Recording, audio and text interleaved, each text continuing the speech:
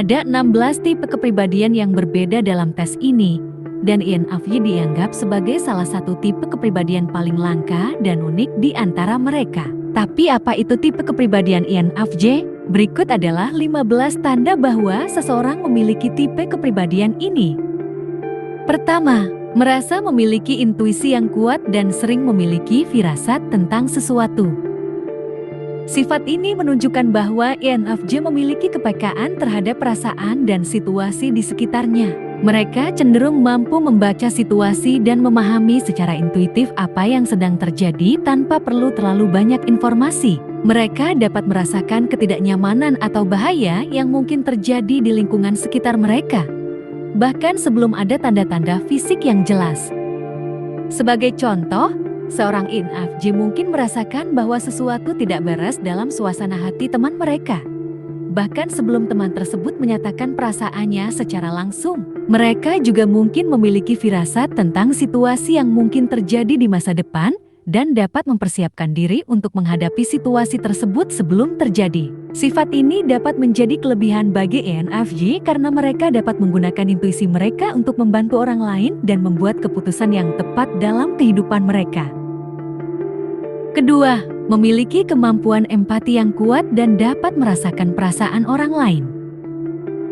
Sifat ini menunjukkan bahwa INFJ memiliki kemampuan untuk merasakan emosi dan perasaan orang lain, bahkan ketika mereka sendiri tidak mengalaminya. Mereka dapat dengan mudah mengenali emosi seseorang dan dapat memahami perasaan yang mendasarinya. Sebagai contoh, jika seorang teman merasa sedih atau cemas, seorang INFJ akan merasakan emosi yang sama dan kemudian akan mencoba untuk memahami apa yang menyebabkan perasaan tersebut. Mereka dapat memberikan dukungan dan perspektif yang berbeda untuk membantu orang tersebut merasa lebih baik. Kemampuan ini dapat sangat bermanfaat bagi INFJ dalam profesi yang memerlukan kemampuan untuk berempati dan memahami perasaan orang lain, seperti psikolog, konselor, ataupun guru.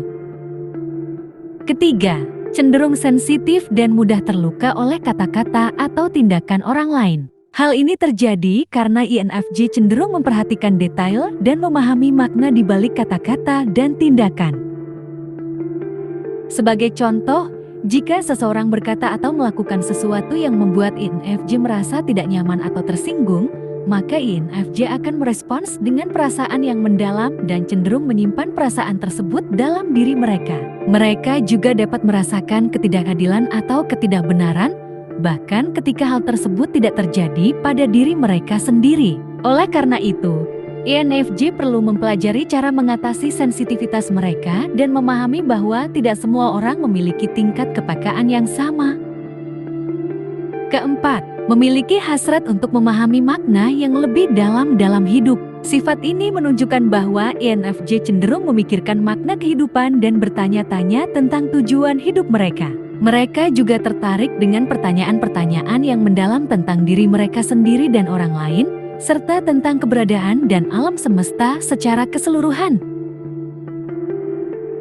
Sebagai contoh, INFJ mungkin menghabiskan waktu mereka membaca buku atau menonton film yang menantang dan merangsang pikiran, seperti buku atau film tentang filsafat, psikologi, atau spiritualitas. Mereka juga dapat mengejar kegiatan yang memberi mereka kesempatan untuk mempelajari dan memahami orang lain, seperti melakukan kegiatan sosial atau belajar tentang budaya dan tradisi yang berbeda. Karena hasrat mereka untuk memahami makna hidup, INFJ cenderung memiliki ide-ide yang unik dan visi yang kuat tentang masa depan, serta menjadi inspirasi bagi orang lain.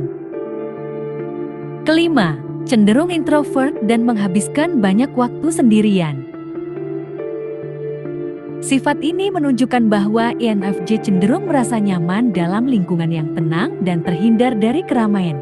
Mereka lebih memilih untuk menghabiskan waktu sendirian, memikirkan tentang diri mereka sendiri, dan merenungkan ide-ide dan konsep-konsep yang kompleks. INFJ bukanlah sosok yang sangat ekspresif secara emosional, tetapi mereka sangat emosional secara internal. Sebagai contoh, INFJ dapat menghabiskan waktu mereka dalam aktivitas yang sifatnya individual seperti membaca, menulis, atau meditasi. Mereka juga cenderung memiliki beberapa teman yang dekat, tetapi lebih memilih berbicara secara terbuka dengan mereka dalam konteks yang intim dan pribadi. Oleh karena itu, INFJ perlu memperhatikan kebutuhan mereka untuk berinteraksi dengan orang lain dan membangun hubungan sosial yang sehat, meskipun dalam lingkup yang lebih kecil. Keenam, memiliki keinginan kuat untuk memperbaiki dunia dan membantu orang lain. Sifat ini menunjukkan bahwa INFJ memiliki dorongan kuat untuk membuat perubahan yang positif dalam dunia dan membantu orang lain untuk meraih potensi mereka. Mereka seringkali merasa terinspirasi untuk bekerja di bidang sosial atau kemanusiaan dan ingin memberikan kontribusi yang bermanfaat bagi masyarakat. Sebagai contoh, INFJ bisa terlibat dalam program-program sukarela atau memilih profesi di bidang kesehatan, pendidikan, atau advokasi sosial. Mereka juga cenderung menunjukkan perhatian yang besar terhadap masalah sosial dan lingkungan, dan mungkin berpartisipasi dalam kampanye atau aksi untuk mendukung penyebab yang mereka anggap penting. Oleh karena itu, INFJ perlu memperhatikan kebutuhan mereka sendiri dalam proses membantu orang lain dan mencari cara untuk menjaga keseimbangan antara memberikan dukungan dan merawat diri sendiri. Ketujuh, cenderung berpikir secara kompleks dan mempertimbangkan banyak sudut pandang sebelum membuat keputusan. Sifat ini menunjukkan bahwa INFJ cenderung sangat analitis dalam berpikir dan mempertimbangkan banyak aspek sebelum membuat keputusan. Mereka cenderung melihat masalah dari berbagai sudut pandang dan mencari solusi yang paling efektif dan sesuai dengan nilai-nilai mereka. Sebagai contoh, INFJ dapat mengambil waktu yang cukup lama untuk membuat keputusan karena mereka ingin memastikan bahwa mereka mempertimbangkan semua faktor yang relevan. Mereka mungkin melakukan riset dan mengumpulkan informasi sebanyak mungkin sebelum memutuskan, dan juga cenderung mempertimbangkan nilai-nilai mereka dan dampak keputusan tersebut terhadap orang lain. Oleh karena itu, INFJ perlu memperhatikan bahwa terlalu banyak mempertimbangkan sudut pandang yang berbeda bisa membuat mereka terjebak dalam analisis yang berlebihan dan sulit untuk mengambil tindakan. Kedelapan, memiliki kapasitas yang besar untuk belajar, tetapi bisa kesulitan dalam memilih karir atau kegiatan yang tepat. Sifat ini menunjukkan bahwa orang dengan karakteristik ini memiliki kemampuan belajar yang besar dan cenderung memiliki minat yang luas di berbagai bidang. Namun, mereka mungkin kesulitan dalam menentukan arah karir atau aktivitas yang tepat karena banyaknya pilihan yang tersedia. Mereka perlu memperhatikan kemampuan dan minat mereka untuk memilih jalur yang sesuai. Sebagai contoh, individu dengan sifat ini mungkin tertarik pada banyak bidang seperti seni, musik, teknologi, atau sains. Mereka dapat mengambil kursus atau mengikuti seminar untuk memperluas pengetahuan mereka, tetapi mungkin membutuhkan bimbingan atau konseling karier untuk membantu mereka menentukan jalur karir yang tepat. Kesembilan, cenderung sangat pemikir dan berani bertanya pertanyaan sulit tentang dunia. Sifat ini menunjukkan bahwa individu dengan karakteristik ini cenderung memiliki kemampuan kritis dan analitis yang tinggi dan sering mempertanyakan status. Mereka ingin memahami lebih dalam tentang dunia dan mungkin bertanya tentang pertanyaan-pertanyaan yang sulit dan tidak dapat dijawab dengan mudah.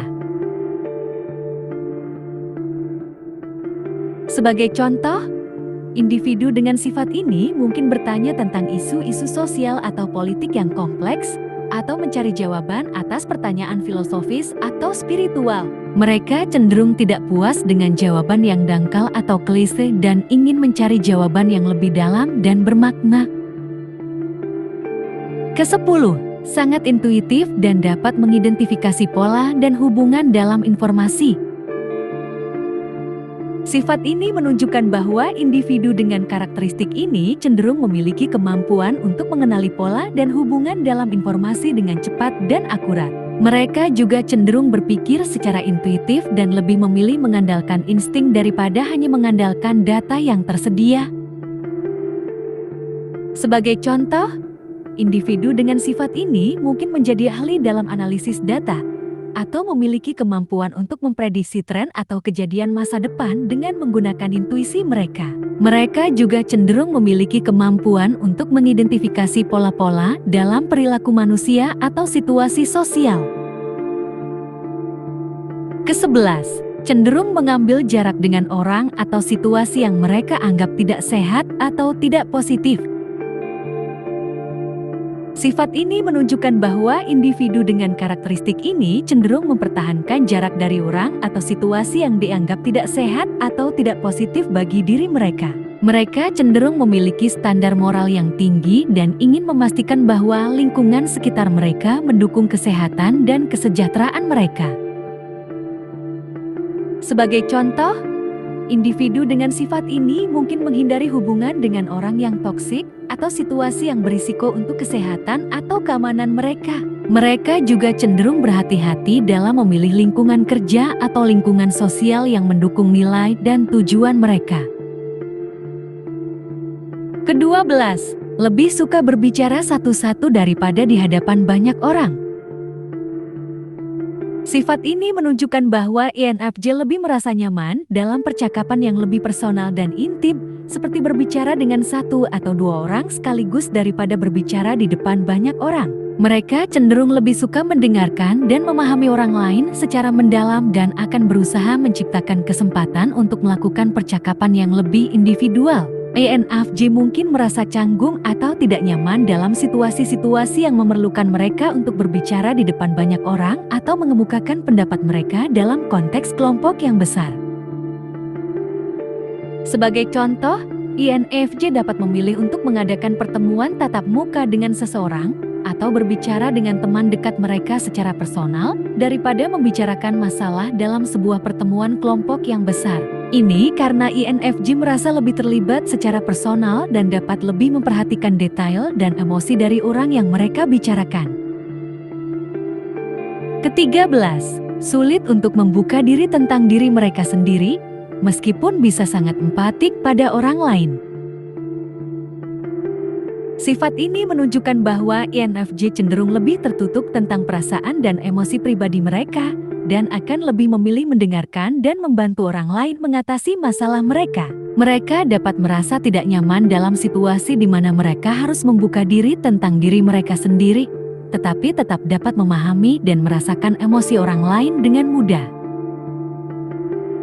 Sebagai contoh, seorang INFJ mungkin sulit untuk berbicara tentang masalah pribadi mereka atau perasaan yang mereka miliki dengan orang lain, bahkan orang-orang yang dekat dengan mereka. Namun, mereka akan dengan mudah merasakan kebutuhan orang lain dan akan berusaha membantu dengan cara yang mereka bisa.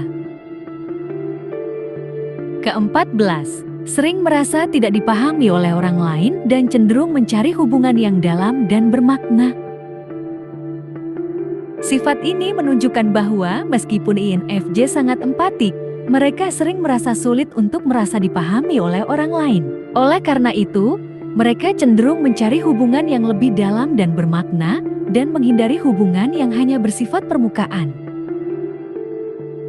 Sebagai contoh, INFJ mungkin merasa tidak nyaman dalam situasi sosial besar atau berkumpul dengan orang yang mereka anggap tidak sepenuhnya terbuka atau jujur. Namun, mereka akan merasa terhubung dengan orang-orang yang berbicara dengan jujur dan terbuka tentang perasaan mereka dan menghindari hubungan yang hanya terdiri dari obrolan kecil atau permukaan. Ke-15, mampu menyesuaikan diri dengan baik dalam berbagai situasi sosial, tetapi cenderung lebih memilih lingkungan yang tenang dan damai. Sifat ini menunjukkan bahwa INFJ dapat menyesuaikan diri dengan baik dalam berbagai situasi sosial dan lingkungan, tetapi mereka cenderung merasa lebih nyaman di tempat yang tenang dan damai.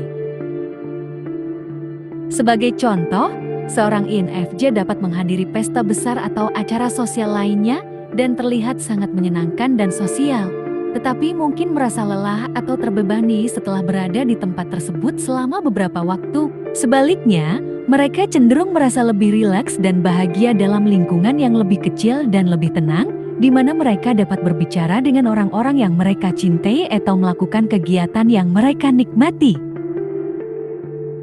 Demikianlah informasi mengenai 15 tanda-tanda bahwa Anda mungkin memiliki tipe kepribadian INFJ. Tipe kepribadian yang paling langka di dunia menurut tes MBTI. Namun, seperti yang telah kita bahas, tipe kepribadian ini juga memiliki kelebihan dan tantangan yang perlu diperhatikan.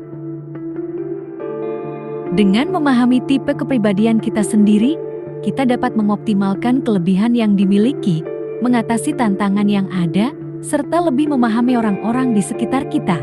Semoga informasi ini bermanfaat bagi Anda semua. Jangan lupa untuk like, share, dan subscribe channel kami untuk mendapatkan video-video menarik lainnya seputar psikologi dan kepribadian. Terima kasih telah menonton dan sampai jumpa pada video selanjutnya.